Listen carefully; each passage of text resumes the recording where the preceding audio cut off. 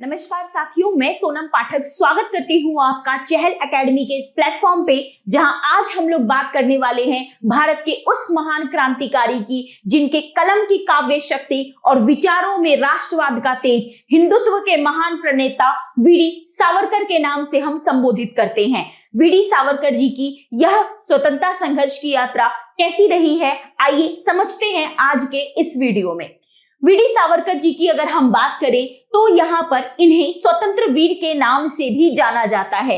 यह भारत के एक महान स्वतंत्रता सेनानी के साथ साथ एक प्रसिद्ध राजनीतिज्ञ भी थे, जिन्होंने यहाँ पर हिंदुत्व का जो है वो विचार रखा, एक हिंदुत्व राष्ट्र की जो है अवधारणा रखी। हिंदुत्व को यहाँ पर जो भारत को है वो यहाँ पे हिंदुत्व की मातृभूमि के साथ साथ पुण्य भूमि पितृभूमि की भी यहाँ पे इन्होंने जो है वो संकल्पना दी। इनकी अगर हम जन्म की बात करें तो इनका जो जन्म है वो 28 मई 1883 को महाराष्ट्र के नासिक के भगूर में हुआ था। ठीक है, इनके ये 3 भाई बहन थे, गणेश, नारायण और यहाँ पर मैना। 12 साल की उम्र में इनका जो है यहाँ पर ये एक दंगा देखते हैं पुणे में 1893 में, और उस घटना से ये इतना ज्यादा व्यथित हो जाते हैं कि उसके बाद अपना जो पूरा जीवन है ये यहाँ पर जो है किस रूप में लगाते हैं कि किस तरीके से हमारे यहाँ पर हमारे इस राष्ट्र में कैसे यहाँ पर ब्रिटिश शासन को हटाया जाए और कैसे एक हिंदुत्व राष्ट्र की जो संकल्पना है उसको लेकर आया जाए। इसी के संदर्भ में अगर हम आगे देखें तो यह बचपन से ही पढ़ाई लिखाई में बहुत ज्यादा तेज थे। पुणे के फर्ग्यूसन कॉलेज में ये जाते हैं, वहां से ये ग्रेजुएट होते हैं और अपनी ही इसी ग्रेजुएशन के दौरान यहाँ पर श्यामजी कृष्ण वर्मा, इनके बारे में आपने नाम सुना होगा, इंडियन जो हाउस सोसाइटी है उसकी ये एस्टैब्लिशमेंट करते हैं। उनके द्वारा इन्हें जो है श्यामजी कृष्ण वर्मा के द्वारा इन्हें स्कॉलरशिप दी जाती है, छात्रवृत्ति दी जाती है, और उस छात्रवृत्ति के द्वारा यह आगे अपनी पढ़ाई करने के लिए इंग्लैंड में जाते हैं। इंग्लैंड में लॉ कॉलेज में ये यहाँ पर अपनी पढ़ाई कर रहे होते हैं, और साथ ही इसी दौरान यह बाकी दुनिया के यहाँ पर जो है सो क्या है, यहाँ पर बाकी दुनिया के जो यहाँ पे जो छात्र वगैरह जो आए होते हैं उनके साथ भी इनका संपर्क होता है। जब ये फर्ग्यूसन कॉलेज में भी जब पढ़ रहे होते हैं उसी टाइम से ही एक जो है लोगों के बीच में राष्ट्रीय चेतना का संचार करने के लिए यहाँ पर क्या है गुप्त समाज का संगठन करते हैं। गुप्त समाज का ये यहाँ पर गठन करते हैं। इनकी एक पत्रिका होती है जिसका नाम इंपॉर्टेंट है हमारे लिए,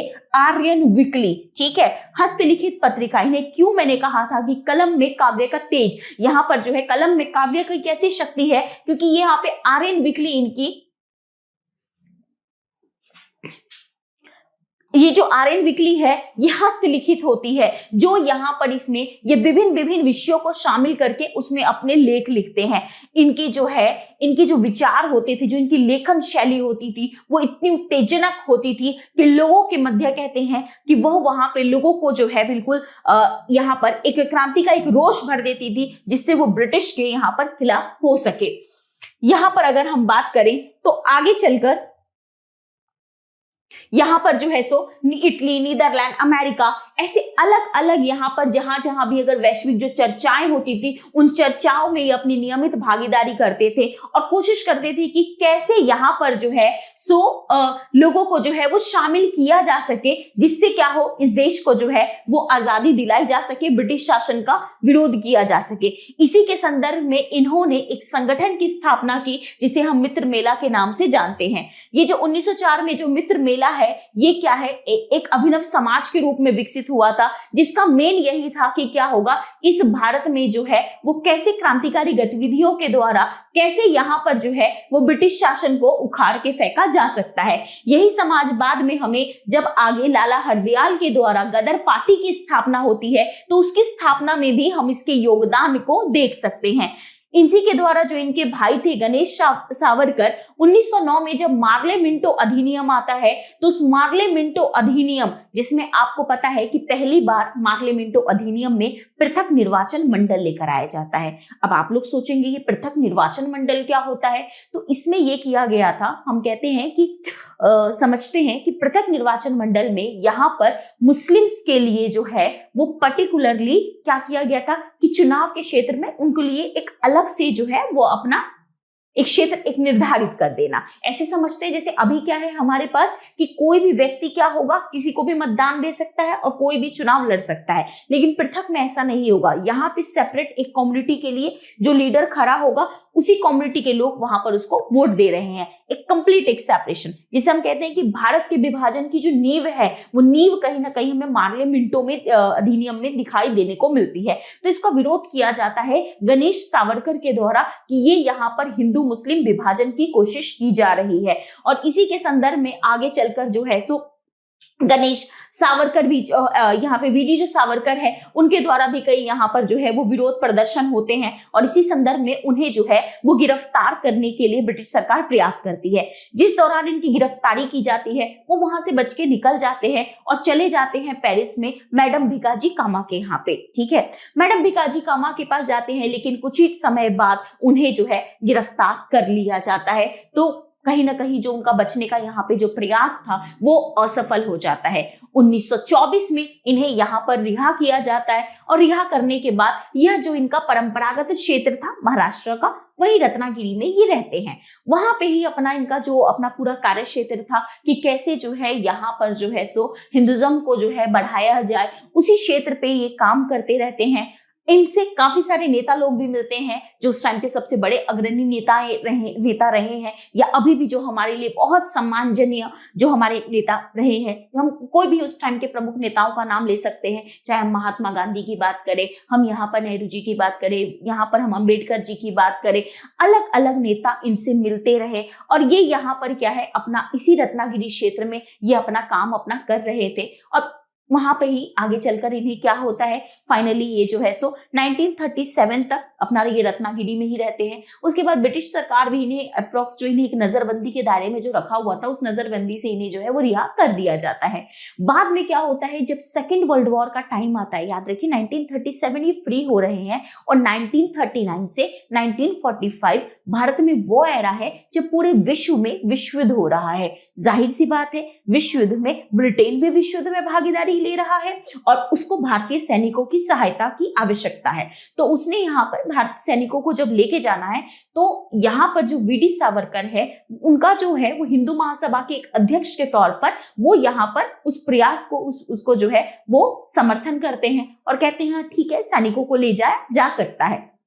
बाद में आपको पता है 1947 हमें आजादी मिल जाती है और उसके बाद होता है एक बड़ा दुखदाई घटना। 1948 में हमारे राष्ट्रपिता महात्मा गांधी जी की एक हिंदू चरमपंथी के द्वारा हत्या कर दी जाती है, जिनका नाम नाथूराम गोडसे होता है। जब उनकी हत्या हो जाती है तो उसके बाद जो है वीडी सावरकर को इस आरोप में गिरफ्तार कर लिया जाता है। ऑल्दो उन्होंने इस हत्या की कड़ी निंदा की थी, सार्वजनिक रूप में वो कई बार आगे आए क्योंकि उनका भी यही था कि इस तरीके का ये प्रयास नहीं किया जाना चाहिए था, परंतु फिर भी उनको उस टाइम पर गिरफ्तार किया जाता है, परंतु उसके अगेंस्ट कोई ऐसा कोई सबूत नहीं मिलता और इसलिए उन्हें जो है आगे छोड़ दिया जाता है। लेकिन महात्मा गांधी की जो हत्या हुई उसको लेकर पूरे देश में एक बहुत ज्यादा विरोध प्रदर्शन जो है वो हो रहे थे और सभी की मांग थी कि इसका जो है कड़ी तरीके से जांच होनी चाहिए। इसी संदर्भ में आगे चलकर एक आयोग का गठन होता है, जो आयोग है हमारे लिए कपूर आयोग। कपूर आयोग जो है इन आरोपों की जांच करती है, वापिस वीडी सावरकर जी को बुलाती है और इन सारे आरोप प्रत्यारोप जितनी गवाहियां हुई हैं उन सारे गवाहियों की एक यहाँ पे एक तरीके से बिल्कुल जो है उसका क्या करती है, पड़ताल करती है। सारे जांचने के बाद भी ये पता चलता है कि वीडी सावरकर जी का इस हत्या में कोई योगदान नहीं रहा। तो उसके बाद अगेन ऑब्वियसली जब कोई यहाँ पे योगदान नहीं है, कोई सबूत नहीं है, तो उन्हें उस संदर्भ में उस चीज से रिहा कर दिया जाता है। इसके बाद जब इनकी रिहाई हो जाती है तो आगे चलकर एक इनके संदर्भ में किताब है इनका लाइफ ऑफ बैरिस्टर सावरकर, जिसके संदर्भ में इनके जीवन यात्राओं के बारे में हमें काफी जानकारी मिलती है।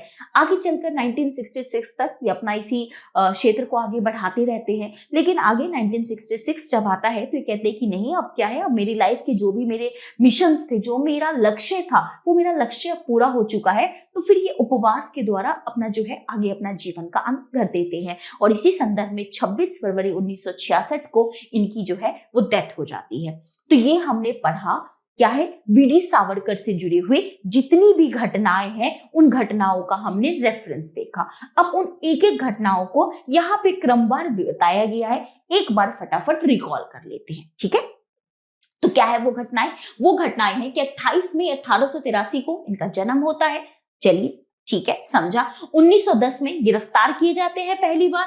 1924 में क्या है, जब इन्हें अंडमान निकोबार जो है वो जेल में जहां पे इन्हें रखा जाता है, तो वहां से ये दया याचिका के लिए लिखते हैं कि भाई अब क्या है कि इन्हें जब ये कर दे दया याचिका भेज देते हैं, उसके बाद इन्हें रिहा कर दिया जाता है। 1937 के बाद क्या है, इन पे प्रतिबंध हटा दिए जाते हैं। अभी हमने पढ़ा था रत्नागिरी वाला कॉन्सेप्ट कि क्या था कि रत्नागिरी में ही रहते हैं और वहीं से अपना प्रसार करते रहते हैं, लेकिन क्योंकि नजरबंद होते हैं 1937 में सरकार इनसे सारी नजरबंदियां हटा देती है, तब ये वहां से अपना निकल जाते हैं और फिर 26 फरवरी 1966 को इनकी डेथ हो जाती है। तो इनके संदर्भ में हमने ये सारी चीजें पढ़ी, तो हमें बस एक चीज जो हमें ध्यान में रखनी है सबसे ज्यादा कि ये क्या है, भारत के एक महान क्रांतिकारी के रूप में हम इन्हें जानते हैं, राइट ना। जो उनका क्या है योगदान आज भी हम सबको जो है वो प्रेरणा देता है। हिंदुत्व का जो उन्होंने आधार रखा, आज भी जब भी हिंदुत्व की चर्चा होती है, जब बात होती है कि किस तरीके से हिंदुज्म आगे बढ़ेगा, तो उसमें वीडी सावरकर के नाम को भुलाया नहीं जा सकता। आज के इस डिस्कशन में फिलहाल इतना ही है। आपसे मिलेंगे आगे आने वाले नेक्स्ट डिस्कशन में। तब तक अपना ध्यान रखिए, खूब मन लगा के पढ़िए। Thank you very much. जय हिंद।